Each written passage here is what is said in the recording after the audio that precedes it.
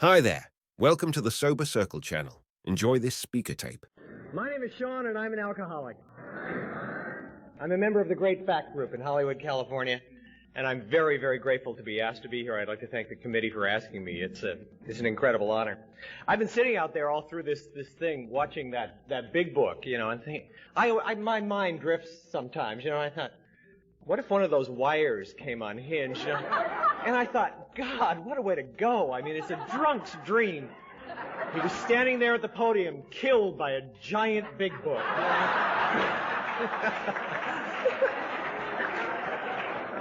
And then I was looking at those two pictures. I mean, this is the 50th anniversary of this thing, And look at those guys. I mean, look at those guys. If that guy showed up at your front door to lay the message on you, would you believe a thing he said? Look at those eyes. Yeah. And can you imagine carrying the message to that face? I mean, can you imagine? The world's flakiest stockbroker showed up on this overeducated, pompous, periodically successful physician and told him how to stay sober, and there was nobody else. There was nobody else who'd ever done it before. And what that guy did was he suspended his belief system.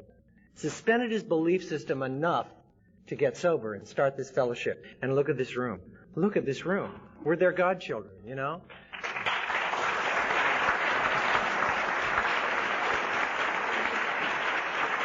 If they could get sober and stay sober, there's no excuse for us. None whatsoever. It's gone, I am an alcoholic. I was raised in an alcoholic household. My father was a drunken sailor, and my mother was an Irish saint. And we went through all the things that alcoholic households can go through. I somehow assumed that somehow it was my responsibility. I mean, I felt that I had something to do with the fact that my father was 3 or 4 different people. I didn't know what my mother's problem was. She was a pain in the ass as far as I was concerned. I didn't understand until I got into AA and my wife got into Al-Anon that what she was trying to do was raise 2 sons practically by herself and pay the bills and look for her husband, and when she found him, get him out of whatever. So she was tired and she was angry and she was all those things that Al-Anons get to be before they get to the program. But all I knew was that there was chaos in our family, and we had developed the ability as a family to make objects disappear. Alcoholic families do that.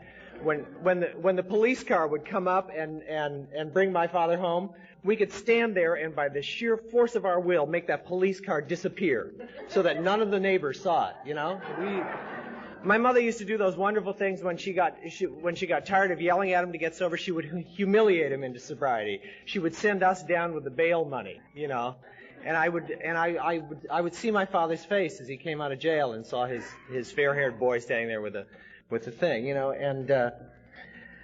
And I made a vow very, very early, and so did my brother. My brother vowed that he would never drink. I vowed I would never drink like that. But I had developed a couple of things about myself. I'm a kind of analytical type. I'm a Virgo, And I take into consideration everything. And when I was about 8 years old, I took into consideration everything, and I made a hard and fast look at myself, and I realized that I had somehow been damaged in the shipping, and that there was something terribly wrong with me. I had a set of emotions that were capable of sweeping me away, and that I had to be careful about them, I knew that if I got too angry, I'd kill somebody, and I knew if I got too sad, I'd kill myself.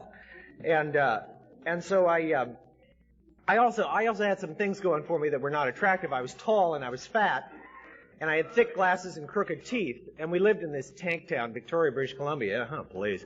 And tall and fat is the worst, Tall and thin is what everybody wants to be. Short and fat's adorable, but tall and fat, oh. I look like a giant avocado, It all went to my ass. And then I had these thick glasses, and I was weird, And I took that all into consideration, and I knew there wasn't much hope for me. But I put the whole thing together, and what I decided was that I was crazy. I knew that I was crazy. The way I figured that out was I compared my insides with your outsides, and I knew you were all doing just fine. But there was something terribly wrong with me, and that became my first secret. My first secret was that I was crazy. Now, I was crazy, but I wasn't stupid. I knew that if you acted crazy, they took you someplace and they never brought you back.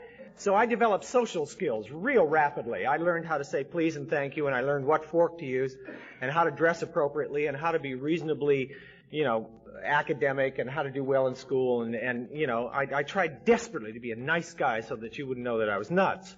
Occasionally it popped through. When I was in the 8th grade, I decided to stab my teacher. I had a penknife, and it seemed like an interesting thing to do, and I ran up to the front of the room. Luckily, somebody took the knife away from me. But in my inventory, I can't attach any emotion to it. There was nothing going on. It just seemed like an interesting thing to do. I mean, I suspect that I was perhaps right in my self-analysis. But it was getting chaotic in our house, and it was getting worse and worse and worse. And I lived with a kind of, all my life I lived with a ball of screaming in my chest. As long as I can remember, there was this ball of scream right there, On the good days, it sat in the middle of my chest, and on the bad days, it slipped up behind your vocal cords.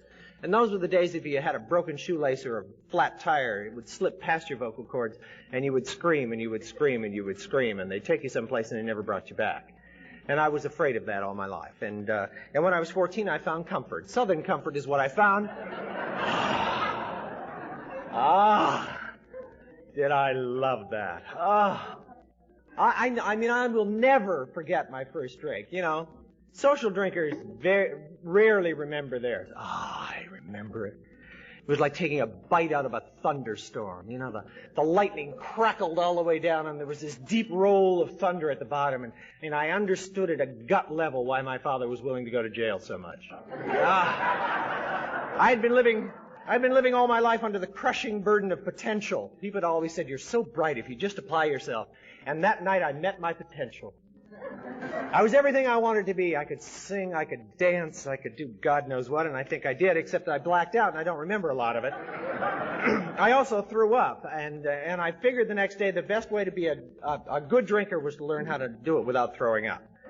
Blackouts, I was a blackout drinker from the beginning of my drinking until the end. I just thought anybody who drank a little didn't remember parts of it. I mean, I never even bothered to ask anybody about that. That was just part of the territory, and it was perfectly all right with me.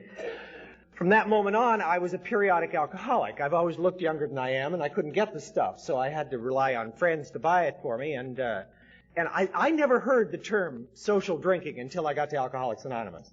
First of all, I was never interested in the term. I thought social drinking meant you got home before you passed out.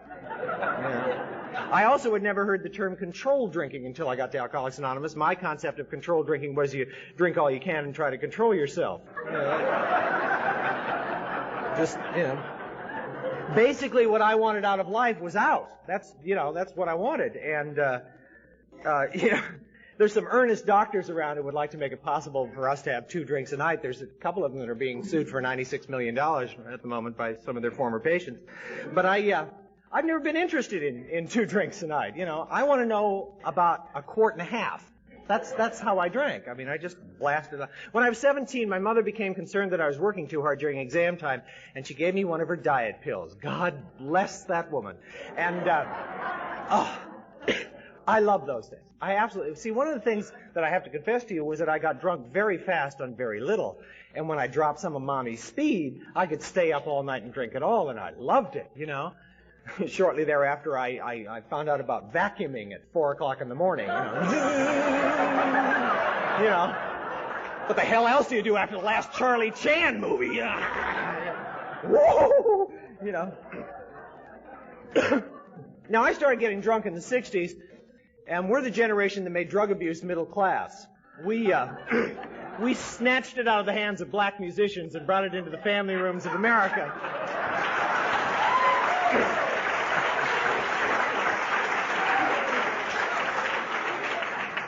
We were those adorable little kids who discovered the medicine cabinet. God, the medicine cabinet.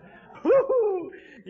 We're the ones who took our parents' sleeping pills and emptied them and then crushed up the aspirin and put them back in and, put the capsules together, and then our parents were up pacing all night, didn't know what the hell. Got to get a stronger prescription, When I was 18 years old, I defined myself as an alcoholic. I did not know that I had done it, but I said the phrase that only an alcoholic says. A social drinker never says it. It's a concept they don't even grasp. If you've ever said it, you've defined yourself as an alcoholic. If you've ever heard anybody say it, you're looking at an alcoholic, and that phrase is, I can control my drinking. I said that when I was 18 years old. I'd been drinking for 4 years, I'd been taking drugs for a year, and I was in trouble with chemicals. But the prospect of living without them was even more terrifying. And that's a definition of alcoholism. That's a definition of addiction. And so what I did from that point on was I started recipes. I started trying to figure out what things would go with what to produce the desired effect, you know. When I was about 19 years old, I decided that the insides were never going to get any better. The reason was that I had stopped asking questions. See, I don't know about you, but I was born without the ability to love. Some people are born with it. Some people just kind of run around going, love, love, love. Yeah, Al-Anon's like that a lot, yeah. But there was something fundamentally cold in the center of me, and I decided to warm that up. What would do it was that I would get a lot of people to love me. And if I couldn't get love, I've always been willing to settle for attention. And it never occurred to me to learn how to love. I thought that happened to you somehow. And so one of the things was that I desperately needed people's approval. I needed people a little more than other people did. I mean, I needed the mailman to think well of me. I needed a cab driver in Chicago who I would never lay eyes on again to like me, God damn it. And so I knew that if you asked anybody a question, they'd find out you were in trouble, and they'd throw you away. So I had stopped doing that. And I'd start making up answers, and of course my solutions have always been worse than my problems. But when I was 19, I knew that the insides were not going to get any better because I wasn't getting any help, so I'd concentrate on the outsides. And there wasn't much hope. I told you I was tall, fat, thick glasses, crooked teeth, weird, you know. But it's amazing how far a little alcoholic self-will can get you. For one thing, I was chewing a lot of amphetamines, you know, so I started to drop a lot of tonnage. Who wants to shut up long enough to eat lunch, you know? And I got myself a job, and I got myself a pair of contact lenses, and I got my teeth capped, and shazam, I was gorgeous. All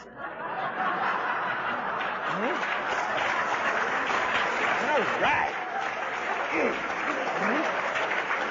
And all of a sudden, people started paying attention to me, and I liked that very much.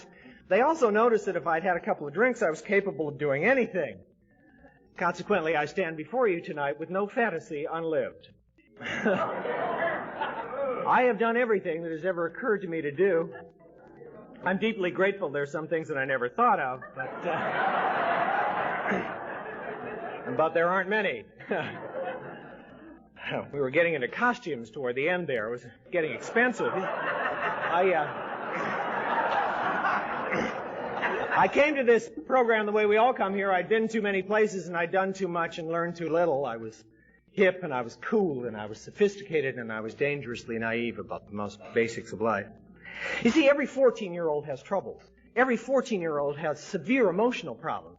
They have severe sexual identity problems. They have problems with their parents and authority figures, and terrible problems about who they're going to be and how they're going to fit in with life. And every 14-year-old has that kind of problem, you know? And when I was 14 years old, I had all those problems, and I knew it was going to be an enormous amount of work, but there was some possibility that I could be the kind of person I wanted to be, you know?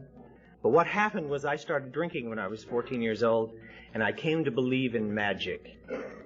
I came to believe when I had a little buzz on that there would come a moment, a magical moment, when it would all come together and I would be fine, you know? And so the urgency to grow was taken away.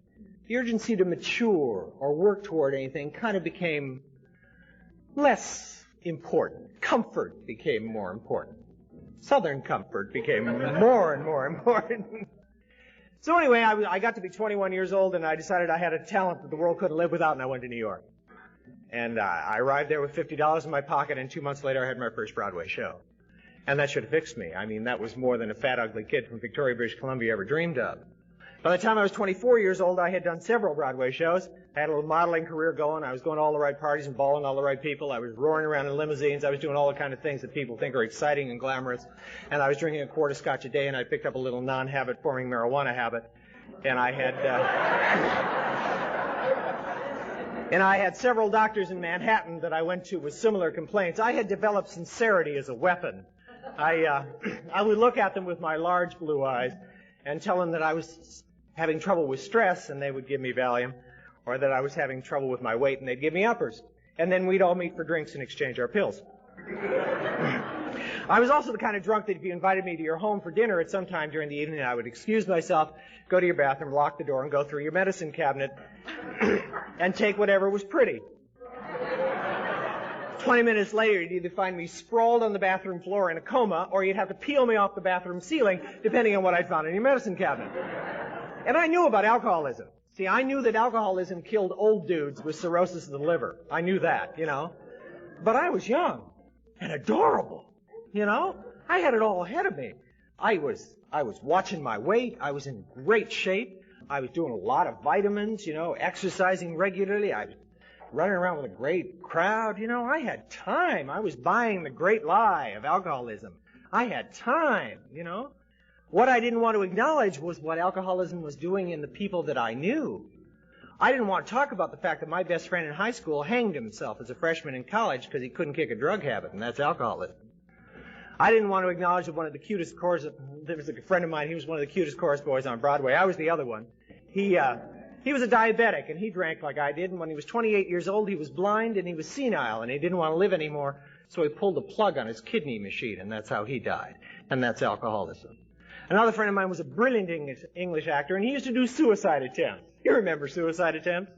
You know, when you take all the pills and you make the phone call knowing they'll show up in time? Or you open the car door on the freeway and you lean out real slow so somebody will grab you before your face actually hits the pavement? Well, Terry used to do suicide attempts. It was a game. We'd call each other and say, oh, Terry's killed himself again tonight. And we'd all go running over there and we'd walk him around Central Park all night. And one night, Terry got very drunk, and he took a whole lot of pills, and he made a phone call, and the paramedics showed up in time, but they gave him just a little too much oxygen, and he's been a vegetable in a VA hospital for 20 years. He doesn't have a family, so they can't turn off the machines. That's alcoholism. That's how it kills us young, cute, adorable ones. Those of us with the big blue eyes and the straight teeth. Those of us who are doing all that glamorous kind of stuff. Those of us who are roaring around in limos and having a grand time. We kill ourselves with alcoholism, and it doesn't look like alcoholism. We do it with cigarettes and sofas. Or we forget to turn off the gas. Or we forget just how many Seconal we took with how much scotch. Or we fall out of windows. Or we trip in front of buses. Or we hit bridge pilings at 85 miles an hour. Or we make decisions while we're loaded that we can't get out of. You know, it's like falling through a hole in a frozen lake. And you can't get back up, and you die of despair. We're the kind you find beaten to death in alleys. The fact that I'm here is a miracle. This is a disease of inches and seconds, and there are friends of mine who are inches away and seconds behind me who aren't here. I don't have a fabulous drunkalogue, you know. I never came to in Madagascar, you know. I never stole a tugboat. I never did any of that great grand stuff. I just did a series of embarrassing, sleazy, shabby, tacky, smarmy things over and over and over again, interspersed with promises that tomorrow will be better, and occasional spectacular achievements. And if you looked at me, you might have thought that those spectacular achievements were designed to convince you that I was better than you, and that was never true. I always thought if I did something extraordinary, you'd think that I was equal to you. That's where I was coming from, you know. And I think what I was trying to do as a practicing alcoholic was I was trying to achieve a state of being alive and dead at the same time. You know, that's what I wanted to be. I wanted to be here and functioning, but I didn't want to feel anything. I wanted to be alive and dead, you know? And the problem is some of us who spend years like I did flirting with the idea of death occasionally achieve it, you know? And there are lots of my friends who are physically dead. And there were a lot like me who went emotionally dead, you know? And then there are the ones that went spiritually dead like I did eventually too. It's a progressive disease. I was in a mad, mad pursuit of relationships. Romance, you know? Looking for that ideal alcoholic relationship. The ideal alcoholic relationship is somebody who's not too drunk, who doesn't have a last name, who's willing to do unspeakable things until 3 o'clock in the morning and then turn into a pizza.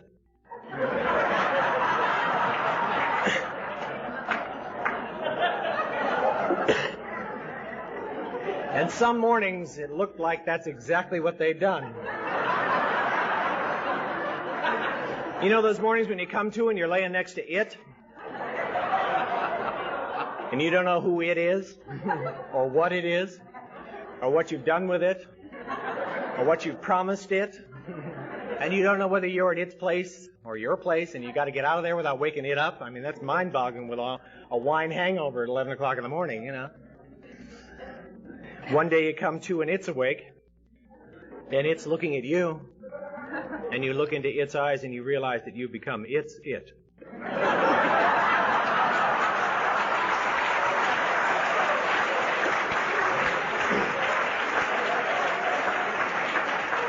That's what's known as pitiful and incomprehensible demoralization, you know? And that's an amusing way of putting it. But they all had to be that. They had to be a squeeze or a number or a trick. They had to be something other than human. They couldn't be as human and as needy as I was.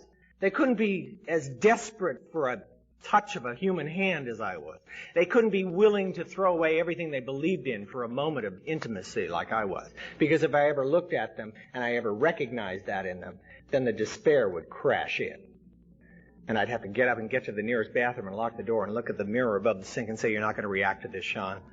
You're not going to be angry. You're not going to be upset. You're not going to be humiliated. You're just going to get on with your goddamn life. And I did that day after day after day. I knew about one day at a time long before I got here. The only trouble is you can't teach half your emotions to go dead.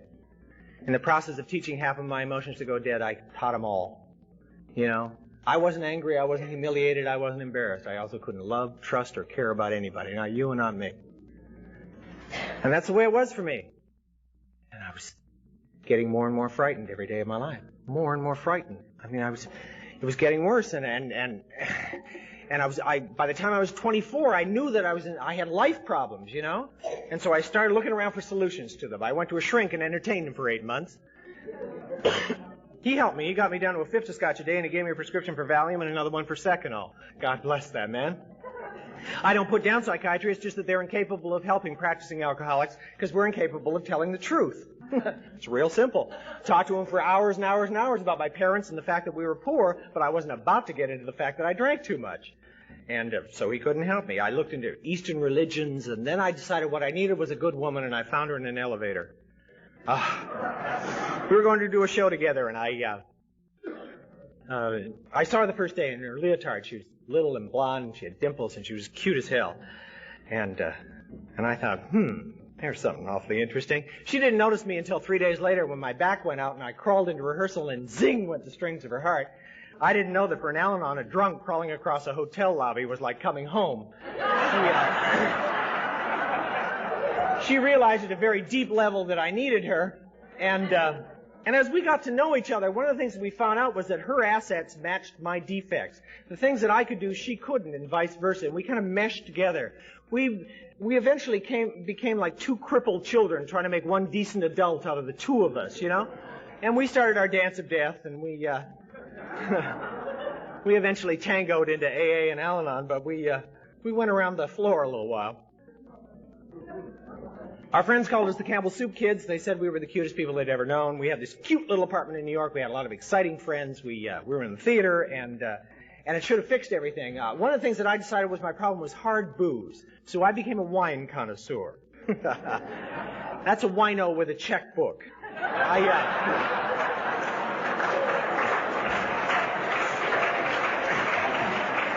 I have guzzled some of the finest French wines ever made, you know. Hostesses would look in horror as I downed $35 bottles of Chateau Lafite, you know.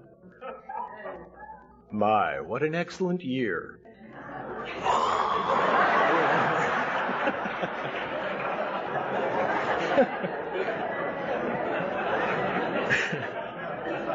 Then New York was a problem, so we came to California.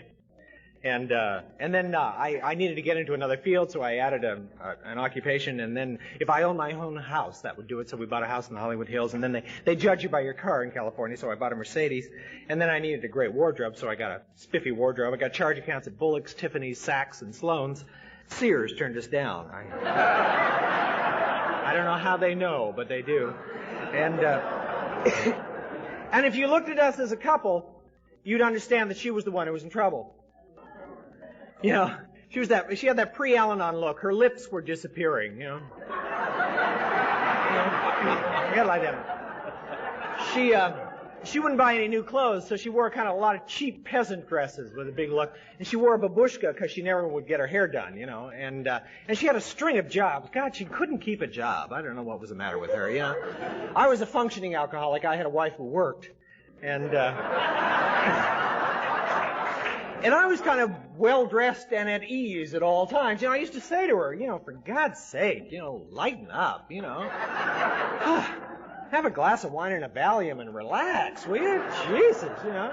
See, I had married, you know, alcoholics rarely marry teetotalers. I didn't know anybody who didn't drink. I sure as hell wasn't going to marry anybody who didn't drink. And I mean, she drank like a fish. She was terrific. We had a hell of a good time. And it was about this time that we got married and she settled down. And she stopped drinking. I'll never forget it. She had a vodka Gibson in her hand. She took 2 sips of it and she said, "This is boring." And she put it down and she never drank again. And then she wasn't the least bit uncomfortable. She didn't have to be tied down or anything. She just doesn't have the disease, yeah. Then she noticed that I drank.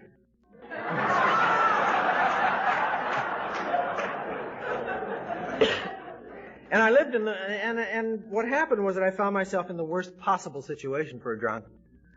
I was in love with my wife and I needed to drink.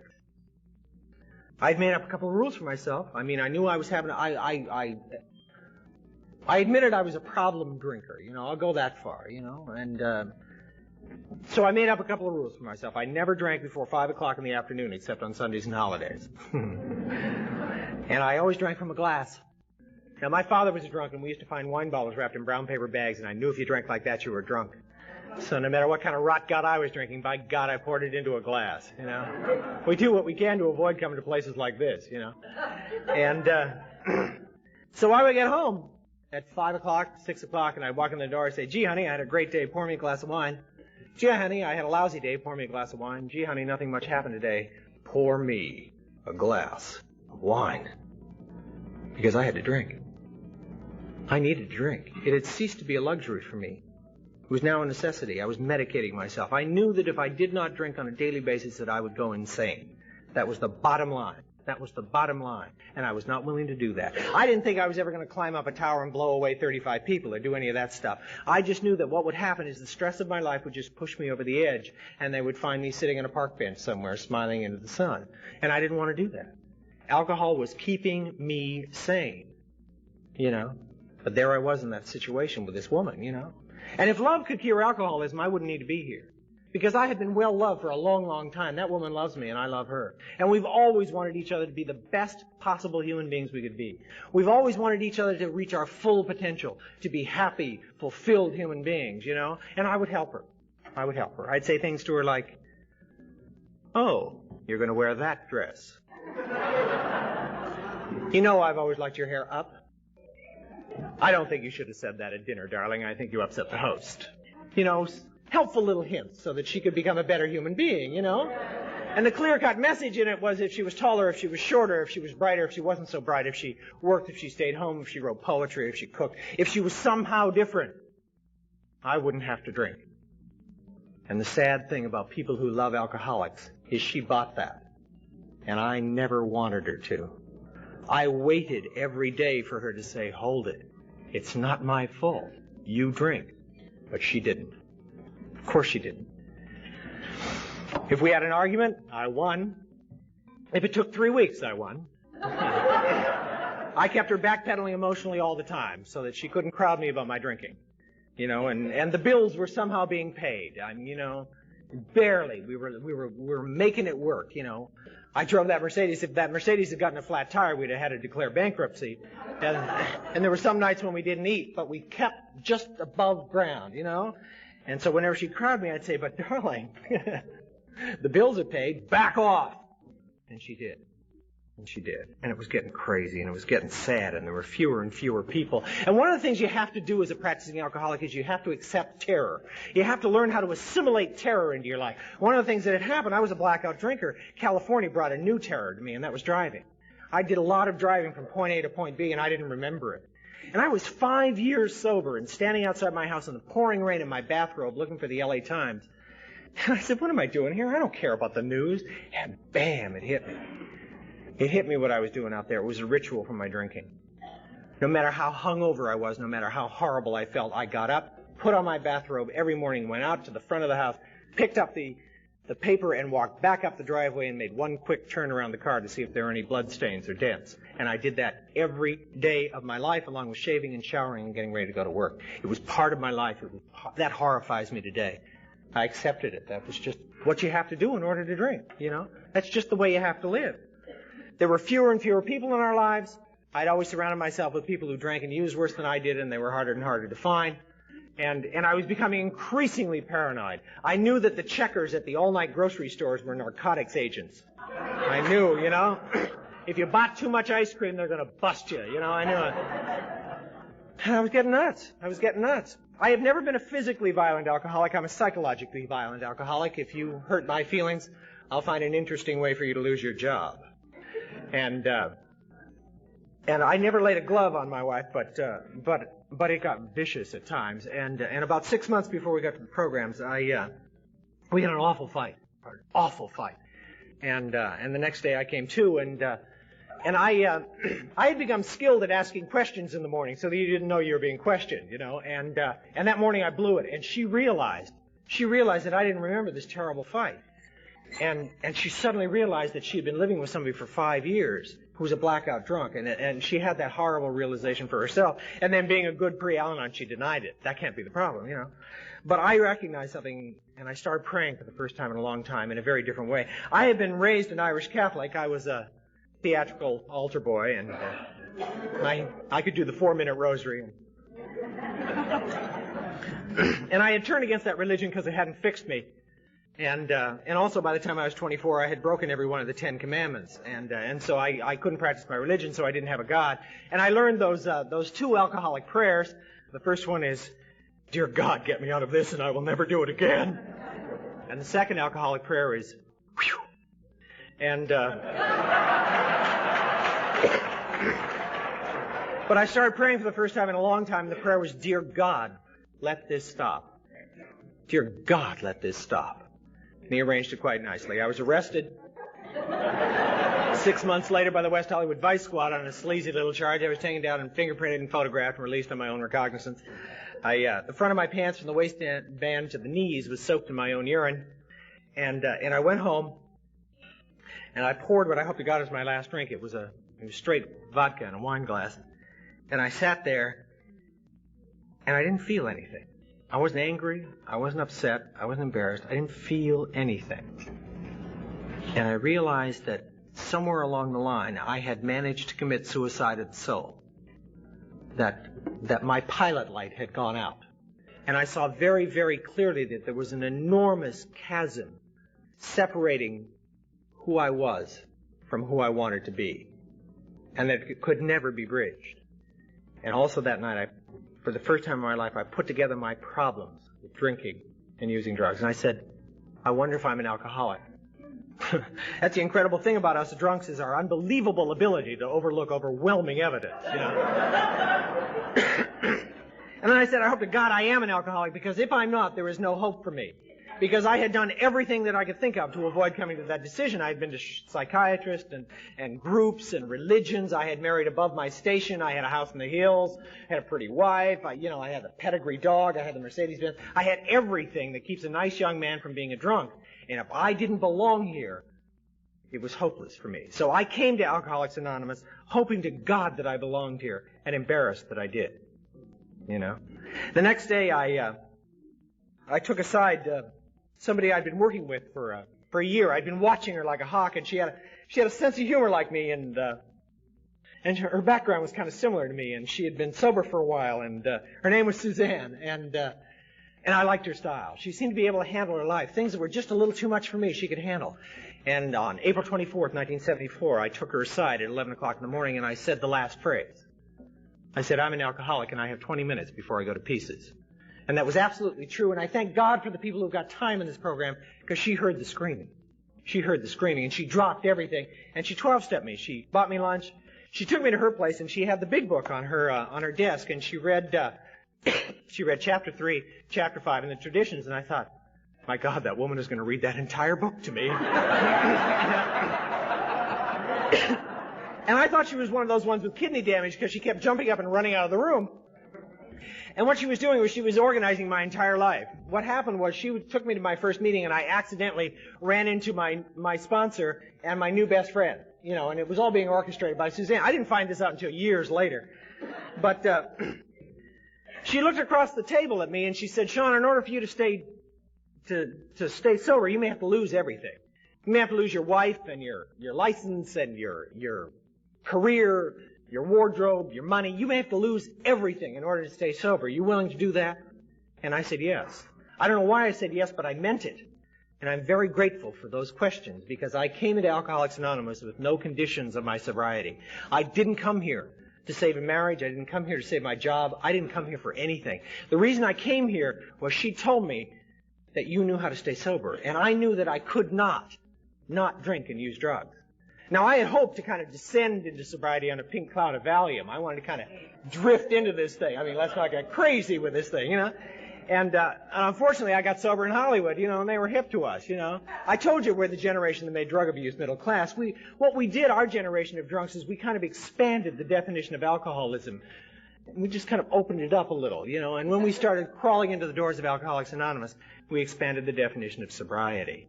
And she explained to me that sobriety meant 11 and a half years ago at that time.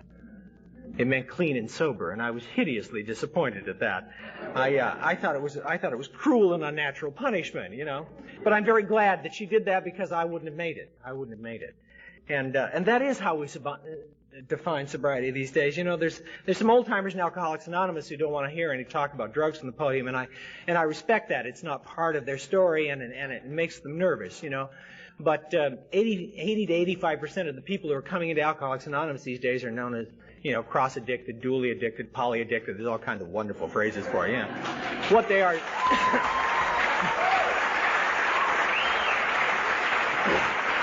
You start here.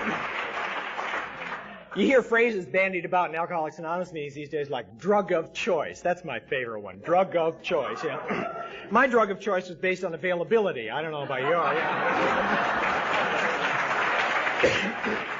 I think all this drug talk kind of pisses off the old timers because they didn't get a chance to do it, you know.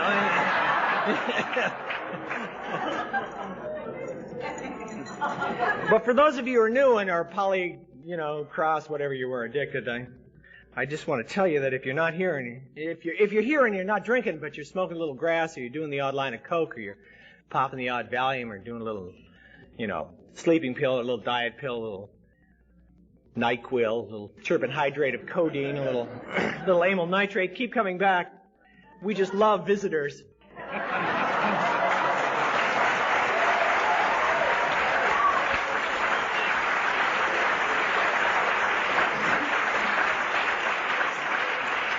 But do not for a second think that you're sober, because you are not. And I want to make that real clear. If you're not drinking, but you're doing drugs, you ain't sober. And I want to make that real clear.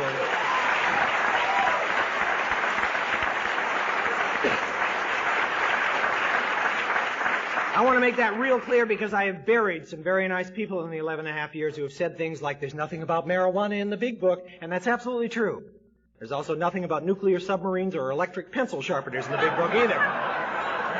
The people who wrote the big book had enough humility to say, we realize we know only a little. This book is meant to be suggestive only. And in the last 50 years, we have found out an enormous amount about alcoholism. We have found an enormous amount about cross-addiction. We have found out an enormous amount, a body of knowledge that defines the disease in much wider parameters than it did 50 years ago. However, we have found out nothing more effective for the recovery from alcoholism than what was laid down in that big book in the late 30s. This is the most statistically...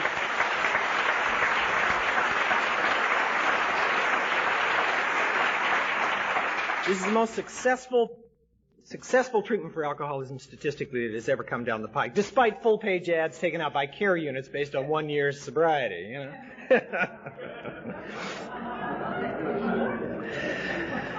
So when I got sober, we didn't have any of that spiffy stuff, you know. We didn't have any of those care unit things. We shook it out in meetings, or we went to something called 12-step houses, you know.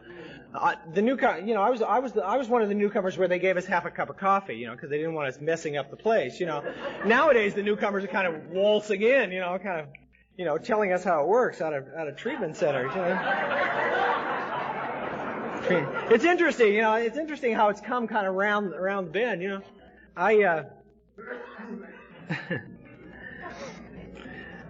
Anyway, if you're here and you're dually addicted, I just want to tell you something. If you identify yourself as an alcoholic addict, you don't have two problems. You've got one problem, and there's one solution. It's the 12 steps of Alcoholics Anonymous.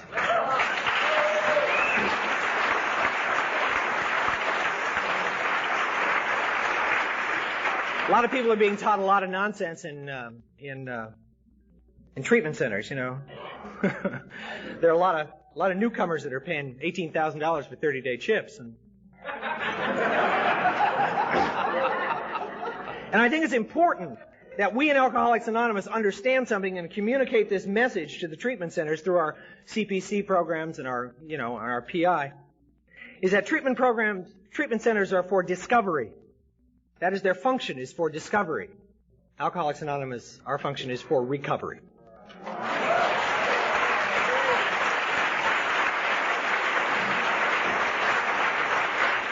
There seems to be a great deal of concern in Alcoholics Anonymous that there are great hordes of non-alcoholic addicts who want to take over our fellowship. And I just want to assure anybody who thinks that way that nobody aspires to Alcoholics Anonymous. Nobody is real anxious to join this thing ever, you know, so don't worry. Also, it is my personal opinion that there's no such thing as a non-alcoholic addict. But what we have to do in this time in Alcoholics Anonymous is develop a kind of tolerance and a kind of sense of humor about this thing, you know. It's amazing. Down our way, we get a lot of the ones who, it's that thing in Chapter 3, is that nobody wants to be a real alcoholic. You know, I'd much rather be a hyphenate alcoholic than a real alcoholic, you know. I mean, our generation didn't want to be drunks. We wanted to be drug addicts. You know, that's what we were going for, something with a little class, you know. And so you see the guys come stumbling into our meetings, you know, and they identify as addicts. Fine. Sit there, bore us to death with your chemicals, convince us you're more badass than we are, but sit down, shut up, and listen for a little while. And listen to the causes and conditions. And then what happens is they sit around, they listen, and they get an idea of the feelings that are going on in this room, and then they kind of drift into identifying as addict alcoholics. You know, then they get to go to closed meetings, you know, and then they get to talk and really sharing, and then maybe they pick up a sponsor, and then they start identifying as alcoholic addicts. Then they get involved in service and start reading the traditions, you know. The traditions, my God, you know. And then what happens is they get in, you know, maybe general service or central service, and then they get up at podiums and identify as alcoholics. Because sooner or later, if you stick around this program, you understand that there are two names in this program. Alcoholics Anonymous. You know, and anonymous is equally as important as the first name. And anonymity is a spiritual concept. The 12 and 12 talks about it. It talks about it being real humility at work. And what it means is anonymity is me giving up my need to distinguish myself, either within this fellowship or out there, you know. It is no longer necessary for me to transmit to you that my case is slightly different. I'm certainly an alcoholic addict. I identify as an alcoholic because that's what I am. My case is not slightly different. I'm not an alcoholic overeater. I'm not an alcoholic anything else. I'm an alcoholic. I want to be here. You know, I think special interest groups are terrific for Alcoholics Anonymous. I think we ought to have gay meetings and doctor meetings and lawyer meetings and Indian chief meetings. I think they're wonderful, you know. I myself like to hang out with my own socioeconomic group, the creme de la scum, you know, and we're kind of middle management guys, you know, and we got young families, and we all go shopping for Volvo station wagons together, and it's just terrific, you know, and it's nice that there are a bunch of us who are staying sober, you know, that's great for identification, but for recovery, it is critical that I understand that I am exactly the same as everybody in every one of these rooms, you know.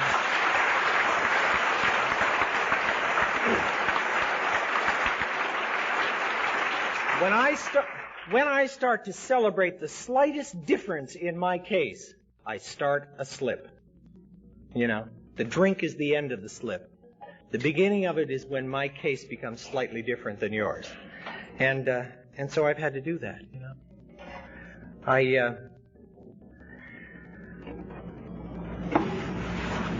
I met my sponsor the first night that I was sober.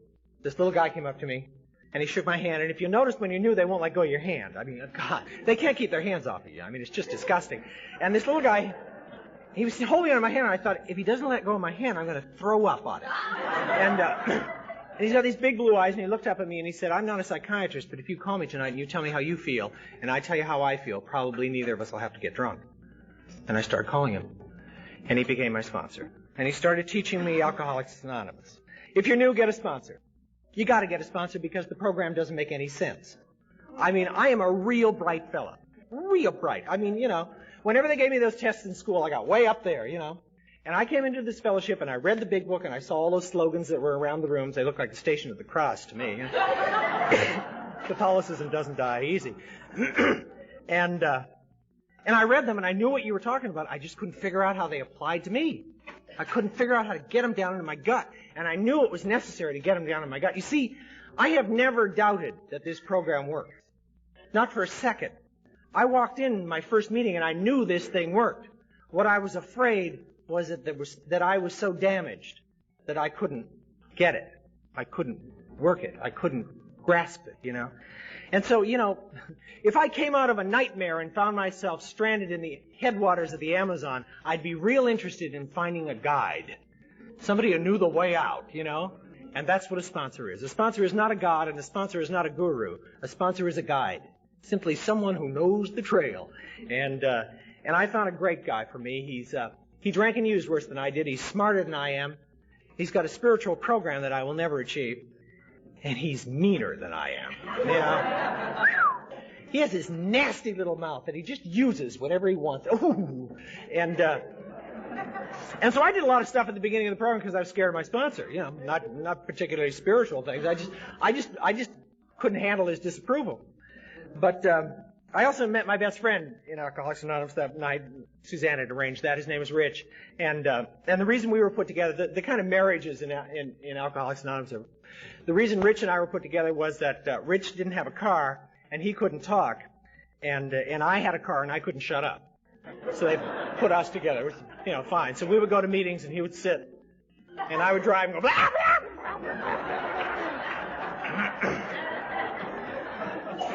That's how it was. A week after I got sober, my wife came home. She was in Orange County saving somebody who didn't need to be saved, and she arrived, and I was full of AA. I had gotten it, and she was real tired, and so I told her all about AA and the look in their eyes and God, and she thought, oh shit, what is he going to do? Al-Anons get real tired, and then I turned to her and I said, and there's a place for you. She was just thrilled with that. But she went to Al-Anon, and she's been there ever since, and that program has produced an extraordinary woman. I talked to my sponsor and I said, I think that the most loving thing that I can do is to divorce my wife. There's just been far too much damage. We have done too much to each other, and I think it's better that we part, And he said, you're not going to make any emotional decisions in your first year of sobriety. And I said, what the hell does that mean? He says, that means you're not going to divorce your wife. You're not going to fall in love with anybody else. You're not going to change jobs. You're not going to lose 35 pounds. You're not going to quit smoking. You're not going to climb the corporate ladder. You're not going to get a new apartment. You're not going to buy furniture. You're not going to do anything. You're going to put your entire life on hold for a year, and you're going to work the 12 steps, and hopefully you'll get enough sobriety to be able to make some kind of rational decision after that year is over. And I said, but you don't understand. I don't think I love her. And he said, I don't give a damn about love. Work on good manners.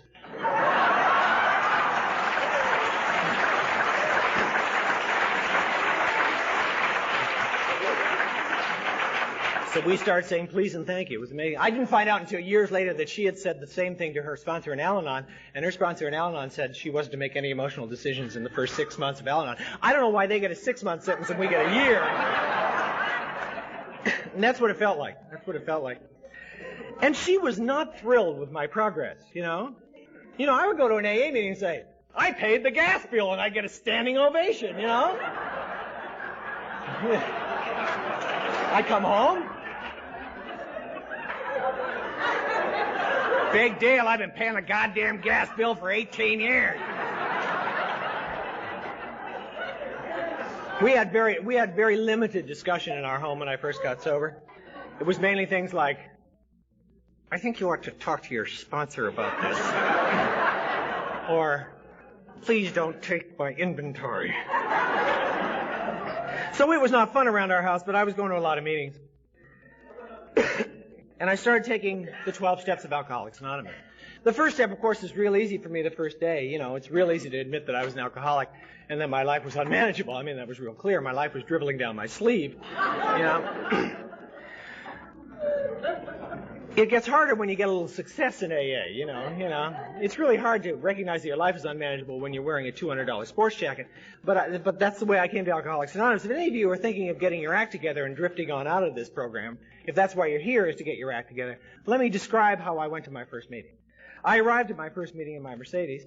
I had on a $250 sports jacket from Saks Fifth Avenue. I had on French gabardine slacks, Italian loafers, and a designer tie.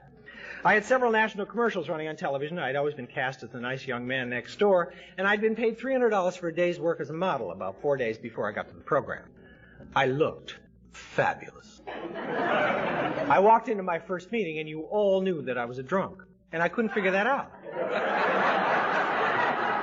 There's a couple of things going on that I was not aware of. First of all, I had been drinking straight vodka the night before, and it was a warm night, and I had on a lot of lemon lime cologne, and I smelled like a gimlet.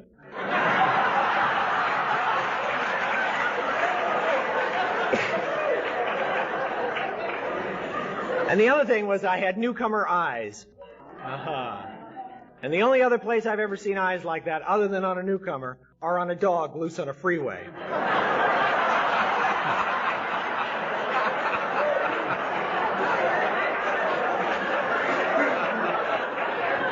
I was absolutely terrified. I was so terrified that I didn't feel it, you know.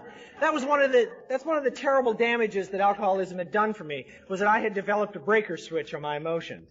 Whenever anything got too much for me, I could shut down and not feel anything, you know. When I first got sober, there was an enormous gap between the event and the emotion, you know. If you punched me in the mouth, a week later I got angry. The gap closed shortly thereafter. But I was terrified. I did not know what you were going to do with me. I thought it was going to be I thought we were going to wear kind of uniforms, you know. I thought we'd wear kind of navy blue work pants and navy blue work shirts, buttoned, you know. And I thought we'd probably sit around and talk about the medical and sociological aspects of alcoholism. And then I thought we'd break up into small groups and go to bars and give people literature. You know.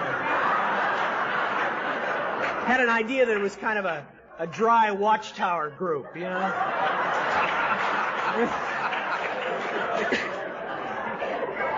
That's what threw me the first night that I was sober, was the laughter. That's what threw me, you know. That was the incredible thing, you know. If you're new and you're having trouble with the concept of God, let me tell you something. You can hear God's voice. You can hear God's voice in rooms of sober alcoholics. It's in the laughter. And if you listen very, very closely to the laughter, you'll hear God say, I forgive you, why don't you forgive yourself?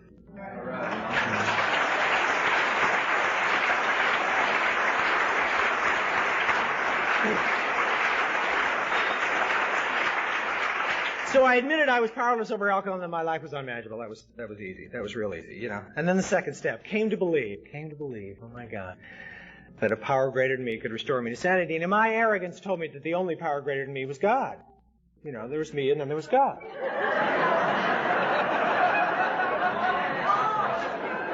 I would like to thank you for your help, but I'm talking to God today. You know. And what I've come to find out is that somebody with 20 minutes more sobriety than me is a power greater than me. My sponsor is a power greater than me. The big book is a power greater than me. This room is a power greater than me. Alcoholics Anonymous is a power greater than me. And they were all powers that were designed to lead me to the power that I need to find. And that this power would restore me to sanity. Now, I had a little trouble with that. See, I was a nice upper middle class drunk, and we don't go to funny farms. I mean, we don't go to those tacky places. You know, my idea of insanity was rubber rooms and paper slippers and no doorknobs on this side, you know, that heavy-duty stuff, you know. And that had not been my experience. I'd been to a couple of therapists, but, you know, nothing heavy-duty, you know. And I was driving Rich to a meeting one night, and he had a big old medical dictionary on his desk. And I was flipping through it, and I looked up a definition of insanity, and there was a definition that was about this long in real fine print, and out of the middle of it popped a phrase. Medical definition of insanity. Quote, a seeming inability to learn from one's mistakes. Close quote. Sociopathy. Sociopathy. The repetition of the same action over and over and over again with the, you know, utterly convinced that this time the results would be different. So I took the second step right there. I clearly qualified for it, you know. And then the third step was that I had to I made a decision to turn my will and my life over to God as I understand Him. And I made a mistake with that. I thought I had to understand God before I could turn it over, you know. So being a good ex-Catholic, I decided what I had to do was whip up a new religion, you know, new dogma, new ceremonies, print up some new holy cards, you know. And that wasn't what they were talking about. What they meant was no matter how diminished your understanding is, no matter how little your understanding is, turn it over. Turn it over, yeah. And the big book, I found a wonderful thing that enabled me to do that. It was on page 55. And it says, deep down in every man, woman, and child is the fundamental idea of God. It may be obscured by calamity, by pomp, by belief in other things, but in some form or another it is there. And that was certainly true for me, you know. Any time that a handcuff hit my left wrist, I said, oh my God. You know? When they shined that light in my face, I always said, oh Jesus. You know, I had a kind of rudimentary working relationship, you know, but and my sponsor had told me that there was no spiritual side to this program, that this is a spiritual program, and that I was going to have to search for God on a daily basis, that I would probably never find God, but I was to search on a daily basis, and so I started doing that. He also told me that I was one of the arrogant ones, so that I had to do it on my knees. So I would get up every morning, and I would go to the bathroom, and I would lock the door, and I would get down on my knees, and I'd say, okay, God, keep me sober today, and let me know what you want me to do. And then I would unlock the bathroom door and walk out, you know. And then at night I would go back, lock the bathroom door and get down on my knees and say, thank you, God, for keeping me sober. And then unlock the bathroom door and walk out. I left the bathroom door open when I puked, but I locked it when I prayed.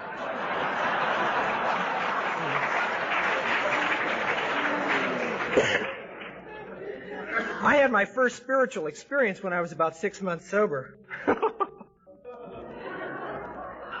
One of the reasons that I have not found it necessary to drink and use again is that I don't think I would be lucky enough to die or go insane. You know, I think what would happen was that I would eventually have to crawl back in here.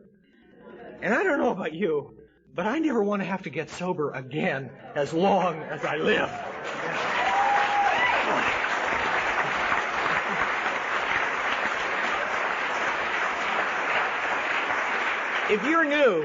If you're new, this is the last time you got to feel like this, you know? Thank God. But anyway, I was 6 months sober. Now, 6 months sober. See, most psychiatrists who know anything about alcoholism and who have any ethics won't touch us with a 10-foot pole until we got a year of sobriety. Because they know that you take away the anesthetic from an alcoholic and everything pops to the surface. If anybody had given me any kind of psychiatric test when I was 6 months sober, I'd have come off manic depressive, social psychopath, schizophrenic. I mean, I was going off like the 4th of July. I obviously had eating disorders. I mean, I was consuming gallons of ice cream when I was 6 months sober. Yeah. I gained 35 pounds the first year that I was sober. And I was 6 months sober, and I was going to meetings, and I was working the 12 steps, and I was talking to my sponsor, and I was, you know, taking new guys to meetings, and most afternoons I was driving up and down the Hollywood freeway in a 3-piece suit in my Mercedes, screaming at the top of my lungs. It was the only thing I could think to do to kill the pain. And when I wasn't doing that, I was taking naps. Now, I don't know about you, but when I was 6 months sober, an entire day of reality was more than I could handle. And if I couldn't get loaded, by God, I was going to take a long nap, you know? And I was at home, and I was trying to take a nap, and I couldn't, and I was furious, and I looked up at the ceiling, and I said, I don't believe in you, and I think you're a jerk!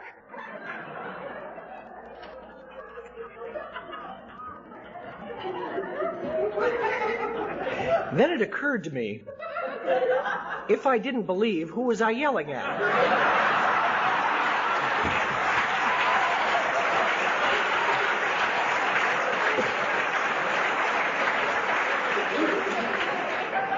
And then being a good ex-Catholic, I waited for 3 weeks to see if I was going to get punished for calling him a jerk, you know. Your machine at this point and turn your cassette over for the balance of the message. Thank you. Please stop your machine at this point and turn your cassette over.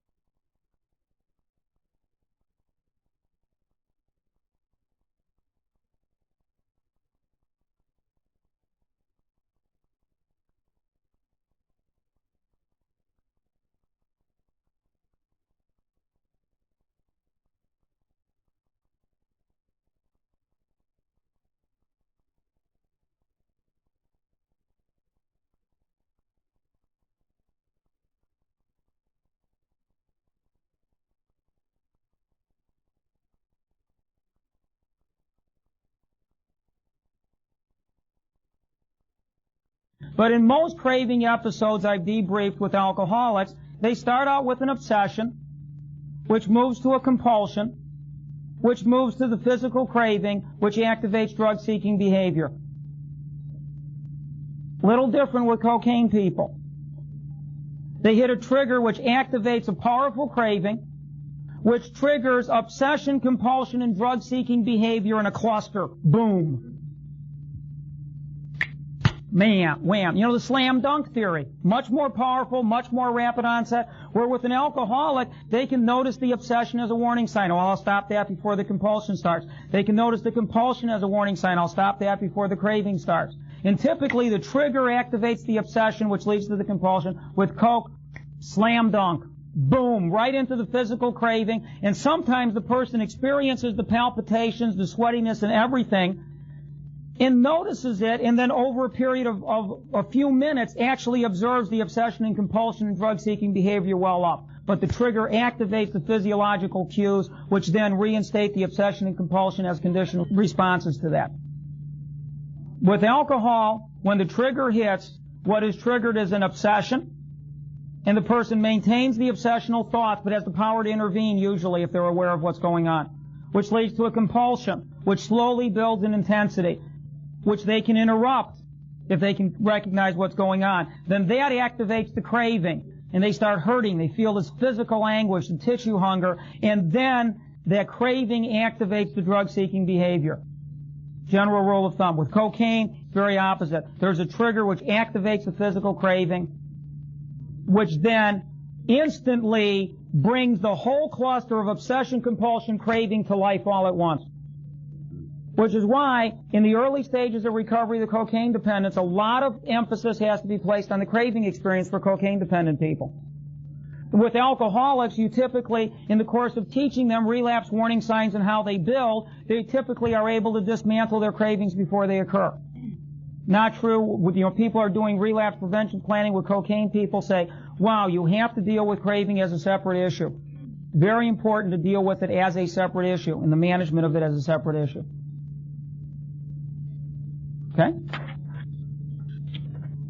Now, let's define obsession. Obsession consists of ideas, thoughts, and images that are recurrent, persistent, irrational, intrusive, and self-defeating. Let's look at these. Recurrent. They happen over and over again. They take on a life of their own. That's what I mean by recurrent. Persistent. Even when you try and push them out of your mind, they don't go. They're persistent. They come back. Irrational. They make no sense. Why do I think about this? I shouldn't be thinking about it, but I am. Intrusive. Even when I'm doing something else, the thoughts leap into my mind against my conscious desire to have them do it, to the point where I can't think about other things. And they're self-defeating. There's no good that's going to come of them. They will weaken me in the long run if they keep up. Now that's in general DSM-3 definition, right out of the glossary of DSM-3 for obsession. How does it apply to alcohol and drug use? Obsessions related to alcohol and drug use often lock onto the euphoric recall and replay it over and over again, persistently, recurrently, intrusively, irrationally. And it exaggerates current problems and dissatisfaction. You replay how bad it is. Albert Ellis calls it awfulizing. Awfulizing the current state of recovery, and it places magical expectations upon alcohol and drug use to fix current problems. And so there are three pockets of obsession: the obsession related to euphoric recall, the obsession related to current dissatisfaction, the obsession related to positive expectancy. You see how the model ties in together? Now, then, compulsion. Compulsion is an emotional state that is marked by an urge or desire to use alcohol or drugs. It's not a thinking state, it's an urge, it's a feeling. I want it real bad. It is strong. It is persistent. It is intrusive, it is irrational, it is self-defeating. Sound familiar? The only difference is instead of being a thought with those characteristics, it's an emotional state with those characteristics, an urge onto action, often called a compulsion, an urge to act, an urge onto action. Now, the compulsive feelings are typically fueled by, there's a mistake on the slide, that should be obsessive thoughts and physical cravings. So obsession, compulsion, and physical craving are kind of interrelated. They're overlapping circles that mutually reinforce each other. And when you're dealing with someone in a strong, powerful craving and you want to break it, you have to address it at all three levels, which we'll talk about in a moment. If somebody has really bottomed out on the drug use and has a lot of pain associated with the use, will that diminish euphoric recall? Yes, it will. Yes, it will. But then you see that increases the hopelessness because now they believe there is no way out. Okay? So it's kind of a double trap. Well, the number of setups, physical, psychological, and social, the more the setup behavior, the stronger the craving, compulsion, obsession is going to be. And also it is associated with chemical use. And typically the more intense the drug use experience is, meaning the more a person uses, the higher the peak BALs, the higher euphoric experience, the stronger they are when they come back. Okay? Now, physical craving is a physical need or tissue hunger for a drug that's caused by brain chemistry imbalances. And this is important to recognize. Patients have to realize this isn't just a psychological trick they're playing on themselves. You're dealing with brain chemistry here. And simply saying this too will pass sometimes is not enough, although it's basically true because cravings are usually time limited to between 1 and 5 hours. It comes back anytime a person neglects a recovery program and engages in set-up behaviors. And the more set-up behaviors, the more vulnerable, but over time, the triggers have to get more and more intense to set it off, and a person's ability to cope with it gets better and better. But yes, it's alcoholism, not alcoholism. It's cocaineism, not cocaineism. It never totally goes away. You have cancer, you're always at a risk of a relapse, and this is a sobriety-based symptom of it. Now, the physical need or tissue hunger is aggravated by excessive stress. You can't live a high-stress lifestyle anymore. By improper diet, you can't be a junk food junkie anymore.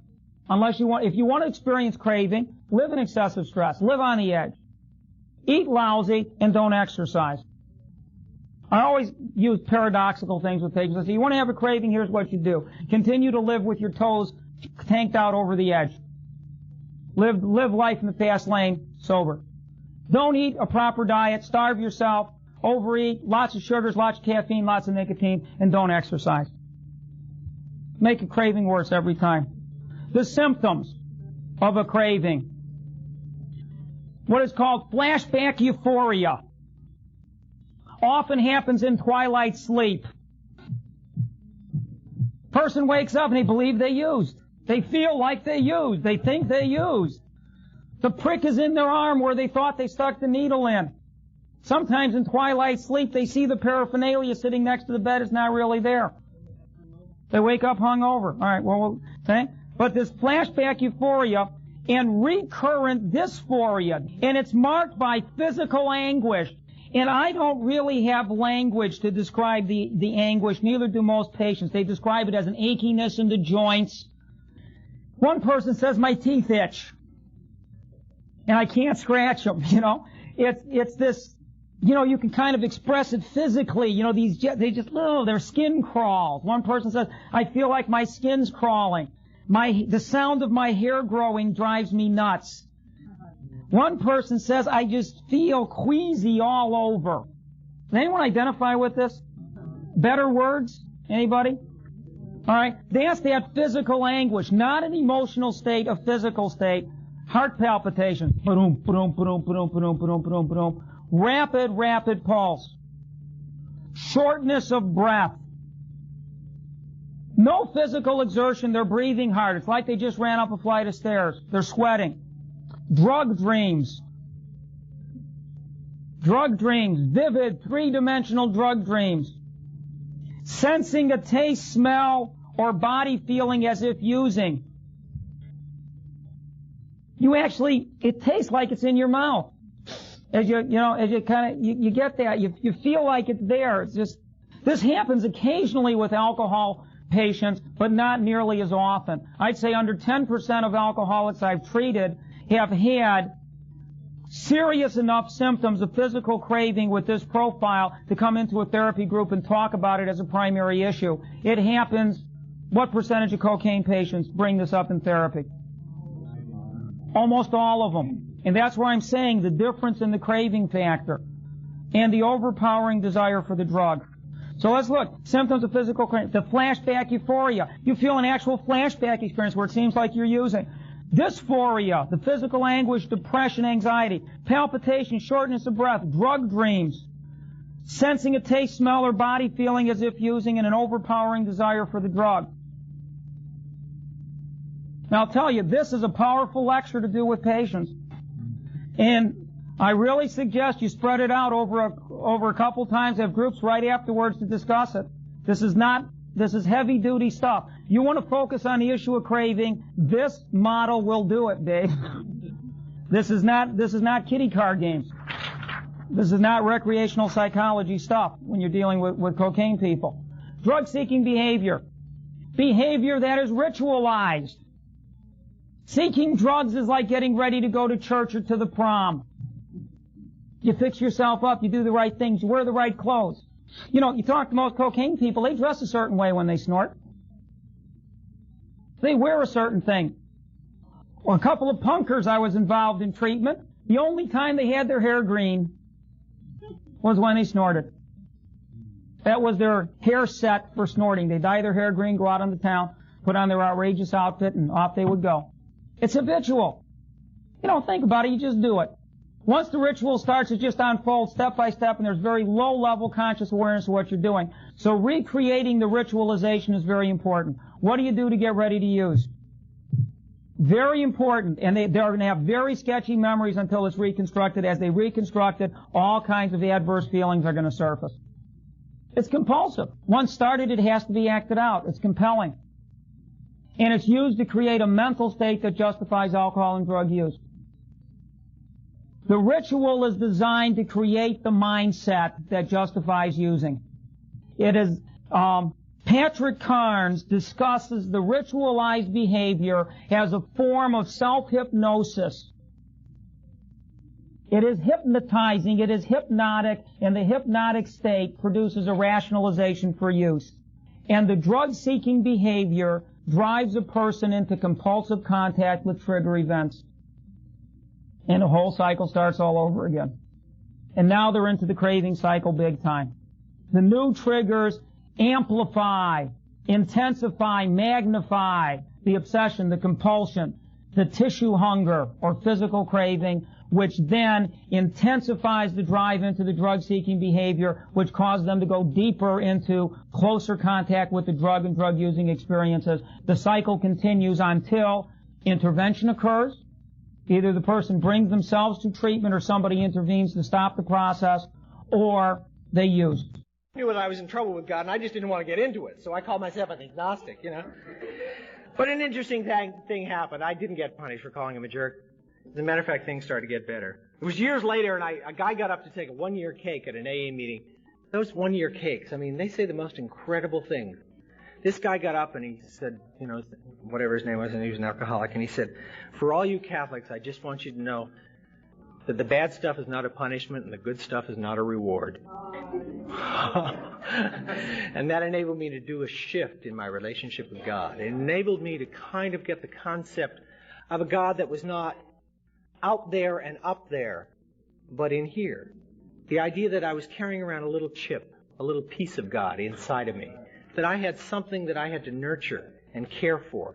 And so what I did was I started taking more care of the vessel that was carrying it around. And I've come to find out some things about God. If you knew, I don't want to upset you. This is not a religious program. It's a spiritual program. And we're talking God. You get to call it anything you want, you know, higher power, third love, thermodynamics, force of nature. We don't care, whatever, you know. But that's what we're talking around here. And what I've come to find out is that God doesn't care whether I'm drunk or sober. And God doesn't care whether I'm good or bad. God just cares. There's been an endless resource of love and hope and trust for me all my life. and all I've got to do is tap into it. And I didn't know that. My sponsor taught me that God doesn't love me because I'm good, but because God's good. And that's been wonderful for me too. And so I've been able to take the third step. And what's happened in sobriety is there's some transitions in that relationship. I first came to believe, and then I came to trust. And that took a long time. And then after I came to trust, I came to be interested in God. And that was the final transition for me. The fourth step, of course, is the definition. And that's the definition of the problem, and I'm the problem, so I define me. And then the fifth step is the illumination step. And I laid out all there was about me on a table. You know, I read my whole life to my sponsor, and he pointed out some patterns and some causes and conditions. And then I took the sixth step, and that's the commitment step. That's the commitment to change. And I did it the way we all did it. I gave God a laundry list. I said, here's what's wrong, take care of it, you know. And then they slipped the seventh step in there, humbly asked him to remove my shortcomings. And so I've had to do that. You know, and I've had an interesting time with the sixth and seventh step. One of the things that I have found is that I can't give up a defective character until I'm willing to give up the benefit of the defective character. If there wasn't anything in it, I wouldn't have it, you know. As far as I'm concerned, you know, if it's got 10 minutes of ecstasy and 2 weeks of pain, it looks like a good deal to me, you know. And what I've had to be willing to give up is the 10 minutes of ecstasy. And I've also had to be willing to give up my defects of character before. I've had to stop acting them out before I was willing to do that. For instance, I had to stop stealing before I felt like stopping stealing. If I had waited until I felt like stopping stealing, I'd probably be in jail today. I also have to assume that if I ask God to remove my defects of character, they are removed, and that I got to get on with my life. The eighth step, of course, is the assessment of the damage. And the damage was to the people in my life. And I made up a list, and then I started doing the ninth step, which is the repair step. And at first, you know, just being sober was amends enough for my family, you know, for my wife and for my parents, my brother and sister-in-law. They were just delighted that I was sober, you know. And that was enough. And then it wasn't enough, you see, because Alcoholics Anonymous is not my family. Alcoholics Anonymous is my tribe. And I come here to learn all the things that I need to do out there. I come here to learn how to be a family member, how to function within a family. My idea of a family member was you ignore them all year and then buy them something expensive at Christmas, you know. I also had some severe problems with my parents because what I had done was I had fast frozen them at a time in my life when they were the most despicable. When I was about 14 or 15 years old, the devastation of the disease in their lives and our family life was acutely apparent. And what I did was I froze them in that time so that I could react to them the rest of my life. And what I had to do in my amends step was I had to acknowledge that they had grown and they had changed. And I didn't like that because I wanted them to be to blame. And they weren't, you know. And I also demanded that they accept me. And that's bullshit. I had to learn to accept them, you know, for who they were. They were not going to change for me. They were products of their generation that I knew nothing about. I knew nothing about what it meant to be a frightened poor kid in the 30s. I knew nothing about what it meant to live through the horror of the 40s. I knew nothing about any of that stuff. And they had experienced that, and it had shaped their character, and they were not going to change for me because they couldn't. And so I had to accept them for what they were. I also had to become a functional member of the family. One of the things that happened was very shortly, I was about 6 months sober, and my favorite aunt died in Victoria, and my mother's closest sister. And my mother was devastated by it, and I talked to my sponsor, and I said, what do you think? And he said, you got to go. And I said, well, I've got $250 in my savings account, and that's it, you know. And he said, how much does the plane ticket cost? And I said, $250. He said, you take that out and you go. And I said, why? He said, because that's what sons do. He said, your mother is going through a devastating loss, and sons have to be there to be supportive. That's what they do. And so I did that. And so I started learning about being a functional member in a family. I started learning to be a son and a husband and a brother-in-law and an uncle and a nephew. And you've helped me amazingly. The 10th step, of course, is the main. You know, by the time I had finished the 9th step, for the first time in my life, I felt even. The promises were actually coming true, you know. They weren't coming true until I had done the spade work. The 4th through the 9th step had cleared away the wreckage of the past, and I belonged here. I had a right to be here. I could look at you straight in the face because there wasn't anything that was undone, you know. And then I went into the the 10th step, which of course is the maintenance step. And I do that on a daily basis. I look at what I've done right and what I've done wrong, and I have always known right and wrong.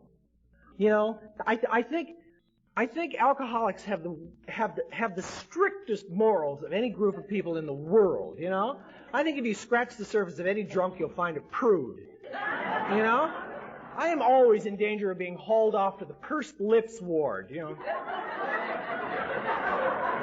Sitting around meetings saying, not much of a spiritual program. And see, I had always hoped that alcohol and drugs would make me amoral, I could kind of, be free, and I never did that. What it did was it dulled my senses enough so that I could be immoral. And I always paid a devastating price for it. I always felt guilty, and the reason I felt guilty was because I was guilty. So I try to keep my life as clean and as uncomplicated as possible. The 11th step, of course, is the exploration step, and that was a tricky one for me because I knew about prayer and I knew about meditation. I was a child of the 60s. I know what you do in meditation, You get stoned and you light the incense and meditate, And it embarrassed me. And I talked to my sponsor about it, and he showed me a simple way of doing it, and so I started doing it. But I made a mistake with it. I thought what would happen was that I would get quiet enough that I could kind of get an idea of how God was going to work it out, an overview sort of thing. What I was doing was using meditation for fortune telling, was what I was doing. And that's the wrong function of it. Basically what meditation is that I will get clear enough to recognize the tools that I need right now without falling over them. Because that's the only place that I'm safe is right now. I'm not safe 5 minutes ago, and I'm not safe 15 minutes from now. The only place I'm safe is now. And I like that now. The 12th step, of course, is the responsibility step. And I believe that the sobriety is the greatest gift that's ever been given to me, but I also believe it's the greatest responsibility that's ever been given to me. And if I'm going to be sober today, I'm going to be the best possible sober I can be. I don't know who's watching me. I watched Suzanne for a year. And I know there's somebody who knows I'm sober, and they're watching me to see how I'm living this sober life thing, And some days I am a stunning example that this program works. I mean, you can point to me with justifiable pride and say, here is a member of Alcoholics Anonymous. And other days, I don't drink.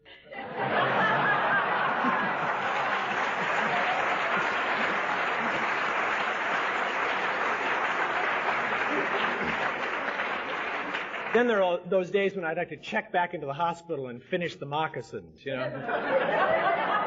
little rest. I was told it was harder to fall out of than off of Alcoholics Anonymous, that I was to be in it and not on it. The first night that I was sober, my sponsor told me to empty my ashtray and fold up my chair, and I've been doing things like that ever since.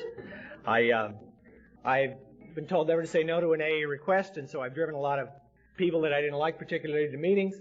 I've gone on 12-step calls. I've done all that kind of stuff. I've been, treasurer and literature person and cookie lady and hospitality committee and cleanup and secretary of meetings. I'm on the steering committee of several meetings. I'm on the board of directors of a central office. I became a general service rep and then a DCM, and I recently was elected alternate delegate for Southern California. And I don't tell you that to let you know what a spiffy guy I am. I just tell you that because they told me that I only got to keep what I would give away, and I'm a greedy son of a bitch. So I've gotten as active as possible. I'm going to give away as much as I can because I love what I got here. The first year of sobriety for me was nuts. I mean, it was just bananas. When I was for the first month or two, I had a throbbing headache on the top of my head. You could see my hair move. It was it was like a soft spot on a baby's head. And I think I was a couple of weeks sober, and Gail asked me to read Chapter 5 at a meeting. And I stood up and I read it, and I sat down, and she said it was the first time she'd ever heard Chapter 5 read in one breath. I was a little quick when I got sober, just a little, nothing too terrible. And when I started calming down, when I was 4 months sober, I became impotent. The last thing that I did really well. And I called my sponsor. He said, "Oh, hi, Sean. How's it going?" He said, "Oh, yeah. 4 to 6 months. Every guy goes through that. Don't worry about it. It goes away. If anybody here is 4 to 6 months sober, it goes away." 6 months sober, I told you what I was like. I was nuts, you know. When I was 9 months sober, I got to go on my first 12-step call. I was just thrilled. You know, I was going to go save somebody's life, you know. And it was explained to me that there was a difference between carrying the message and spreading the disease. And perhaps I should take somebody who understood the program. And so I did that. And I still do this when I go on 12-step calls. What I do on a 12-step call is I make beds and wash dishes and clean up the apartment while somebody with a program lays it on the poor slob, you know. When I was 11 months sober, I got terrified. See, I'm a 50-yard dash man. And I was 11 months sober, and I suddenly realized that this thing was working. The marriage was coming together. She was working her Al-Anon program. We were actually talking without fighting a whole lot. And I could see that this thing worked, and it made me nervous because I started to get the concept of staying sober the rest of your life one day at a time. See, they don't tell you everything when you first get sober. The old timers lie to you, but what they say is more will be revealed. You know?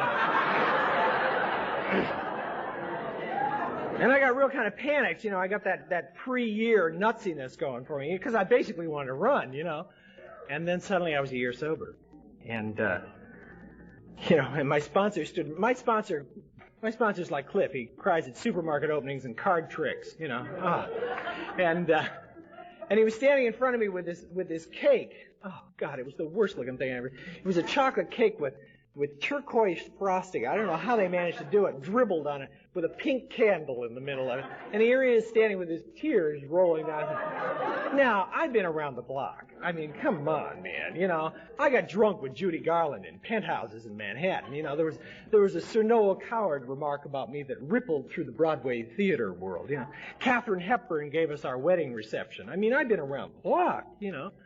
And there he was with this terrible-looking cake, and I couldn't figure out why it felt like the most important day of my life.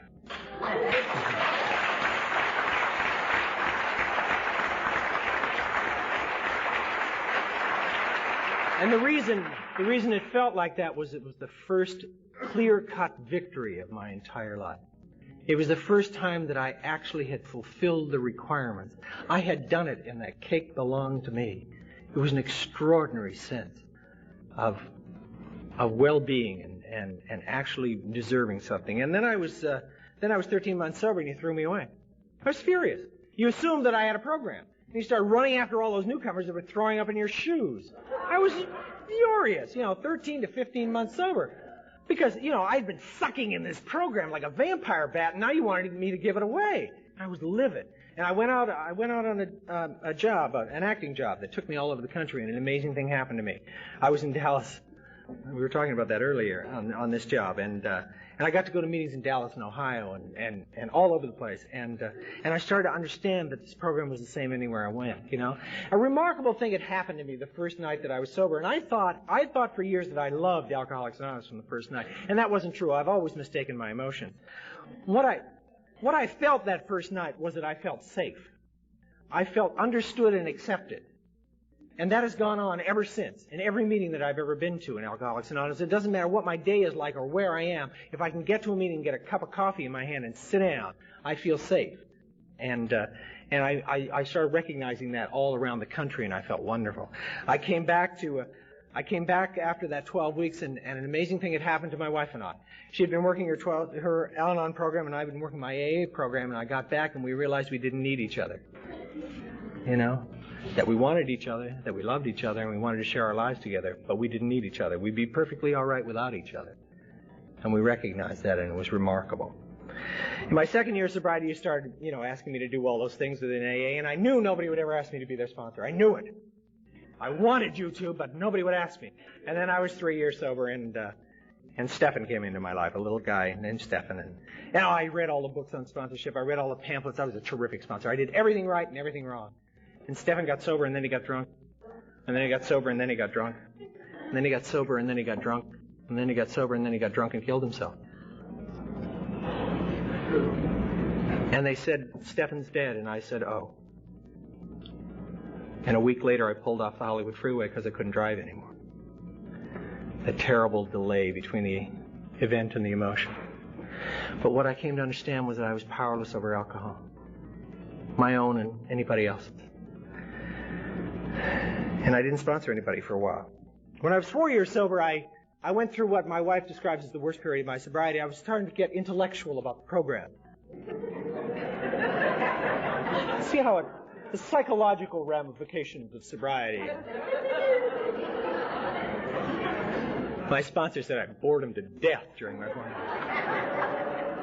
I wanted to have kind of philosophical discussions about it. It's about that time that you notice alcoholics start adding 12-step programs.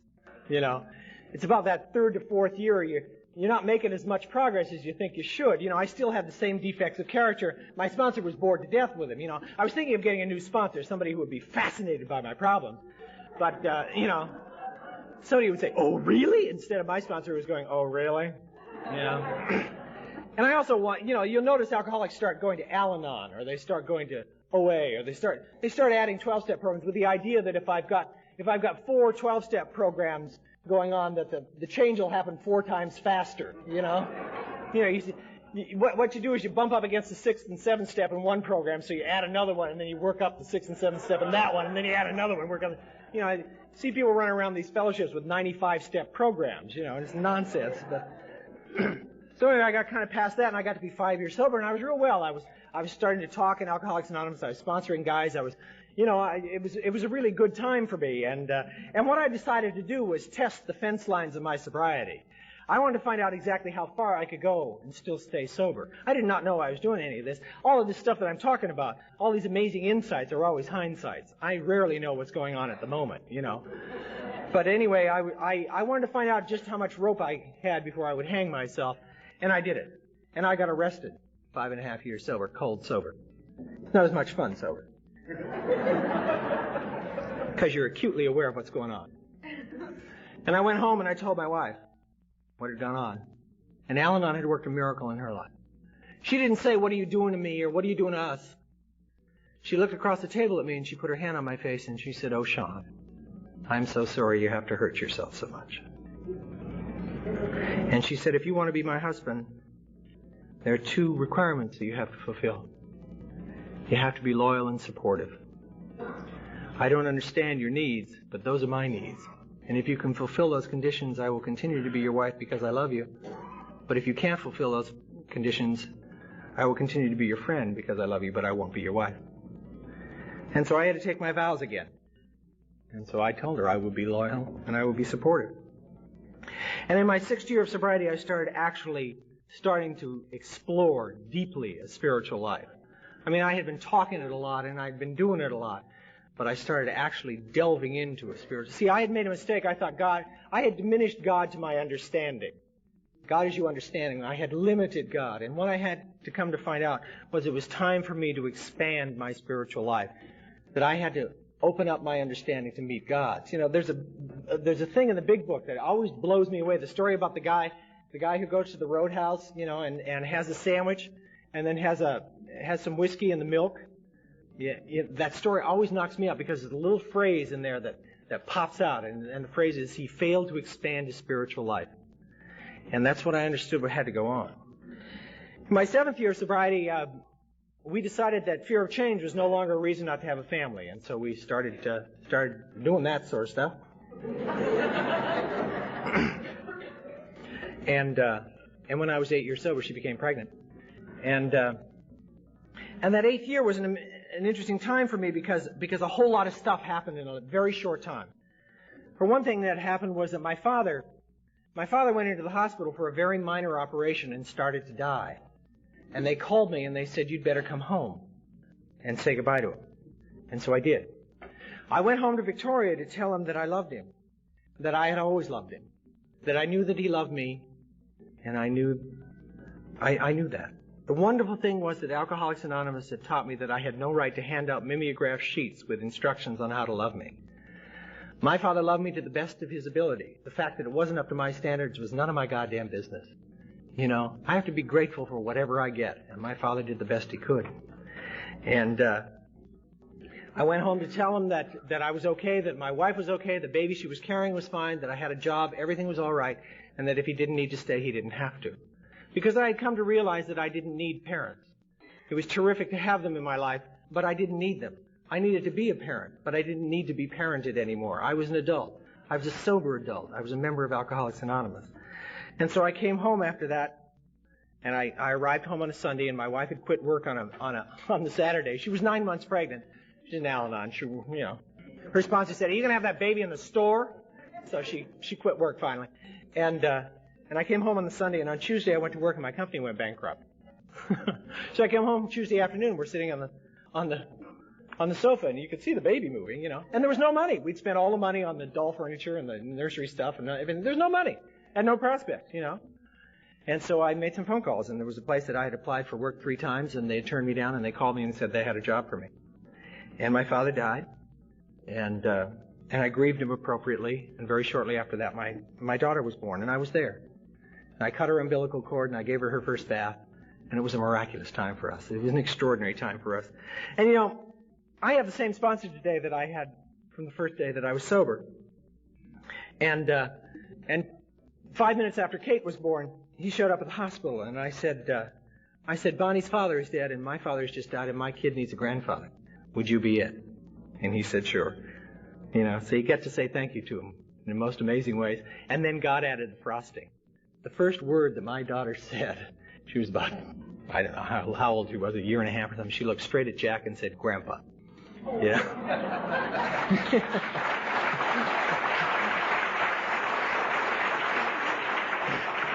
And so I got through a very big emotional thing. It was an enormous change. I was 40 years old. I had a new baby.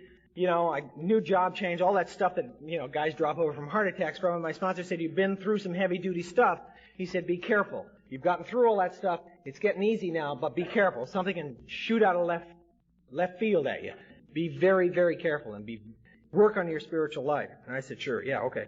And about a month or 2 after that, we had a 14-year-old dog who had gone blind and who was deaf and needed to be put away. And my wife couldn't do it. It was her dog. And so she said, we were going to the Palm Springs Roundup, and she said, "I'll go down with Jack and Jean, and will you take care of that?" And I said, "Yes, I will." So I took him to the vet, 9 o'clock on one morning, and he was like a puppy that day. I mean, oh, God, it was heartbreaking.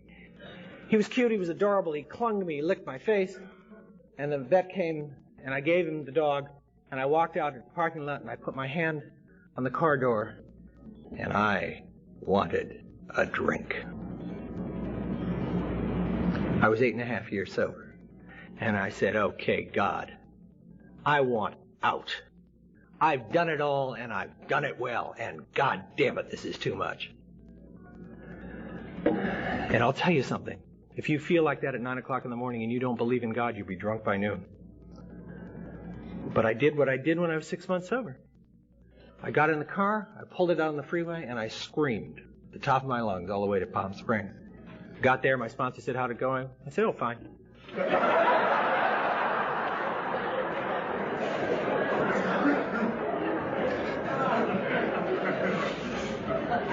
A year and a half ago, one of the things I got to tell you, I'm into money, property, and prestige. I mean, I like it. I've been rich and I've been poor, and I prefer the problems of being rich to the problems of being poor. They all got problems, but I like that. I like buying Oriental rugs. I like going to Europe. I like buying my wife the odd bauble. I like spending money. I like it, And, but I found out something real interesting in Alcoholics Anonymous. It doesn't fix you and it doesn't protect you. But one of the things that has enabled me to do in Alcoholics Anonymous is buy and restore old cars, special interest automobiles. And my name is Sean Allen, and I'm one of the first cards at AA Central Office downtown, and if I'm not out of the house at 9 o'clock in the morning, I get a 12-step call, And I bought this car and restored it. It was a 49 Cadillac sedan, and it had 15 coats of lacquer on it, and all the chrome had been taken off and re-chromed, and it was absolutely gorgeous. You could eat off of the engine. You couldn't even hear the engine running. It had the big white wall tires. It was jet black, and the interior was all done in pale gray mohair, just like the original. It was a stunning automobile. And one day, my new Buick was being serviced, so I was getting ready to go off to work, and I was in my 3-piece suit, and the phone rang. I picked it up, and they said, "Hi, it's LA Central Office, and we have a 12-step call for you." Now, I don't want you to think that I'm any kind of saint. Whenever I get a 12-step call on the phone, everything inside of me goes, "No!"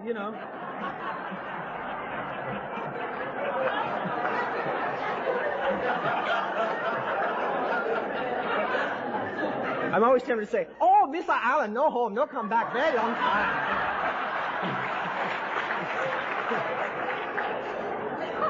Instead, what I said was, what's the guy's name and where is he and what do I have to do? And he said he's at Hollywood and Western, and he's been drinking and he wants to go to Clare Foundation in Santa Monica. And I said, okay, fine. Now, I don't know if any of you know Hollywood, but the corner of Hollywood and Western is not the former site of the Garden of Eden, you know. And so all I had was the Cadillac. So I get in this big old Cadillac, drive down to Hollywood and Western. I had a weak moment. I really did. About a block away, there were two people sitting on a bus bench, and I said, "Dear God, let it be the other one." Yeah, I knew who it was. And I drove up. He'd been drinking a while, probably about 40 years. Yeah. Pulled up, and there I am, Mr. Squeaky Clean. And I opened the door to this Cadillac, and he said, "Hi, I'm Sean. I'm from Alcoholics Anonymous. Get in." Well, his jaw hit the floor, you know. So he gets in, and he's got a bottle of red wine. You know, the kind that stains concrete. You know?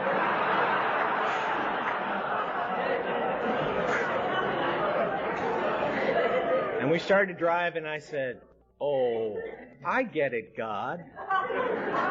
I've gotten hung up on this piece of machinery. If you want the pale gray mohair, God, you got it."